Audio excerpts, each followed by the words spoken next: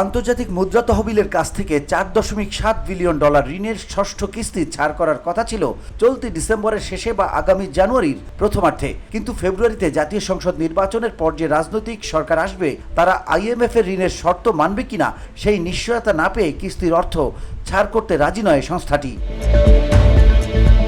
ওয়াশিংটনে IMF ও বিশ্বব্যাংকের বার্ষিক সম্মেলনে বাংলাদেশকে এমন বার্তা দেওয়া হয়েছে বলে সাংবাদিকদের জানিয়েছেন সম্মেলনে অংশ নেওয়া অর্থ উপদেষ্টা ডক্টর সালেউদ্দিন আহমেদ ও বাংলাদেশ ব্যাংকের গভর্নর ডক্টর আহসান এইস মনসুর। ডলার সংকটের মধ্যে আওয়ামী লীগ সরকার IMF এর কাছ থেকে $4.7 বিলিয়ন ঋণ চুক্তি স্বাক্ষর করে।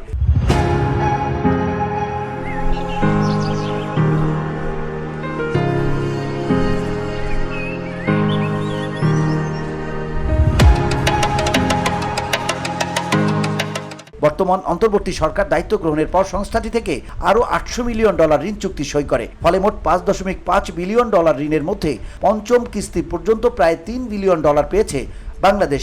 আগামী ডিসেম্বরে ষষ্ঠ কিস্তি ও আগামী জুনে সপ্তম কিস্তি পাওয়ার কথা রয়েছে বাংলাদেশের।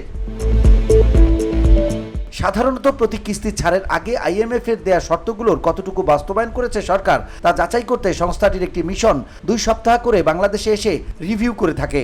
ষষ্ঠ কিস্তি ছাড় করার আগে পূর্ব নির্ধারিত সময়সূচি অনুযায়ী আগামী 29 অক্টোবরে এই মিশন আসছে বাংলাদেশে। মিশনটি ওয়াশিংটনে গিয়ে প্রধান কার্যালয়ে প্রতিবেদন দেবে। এর উপর নির্ভর করবে কিস্তি ছাড়ের বিষয়টি। VOD Bangla news desk.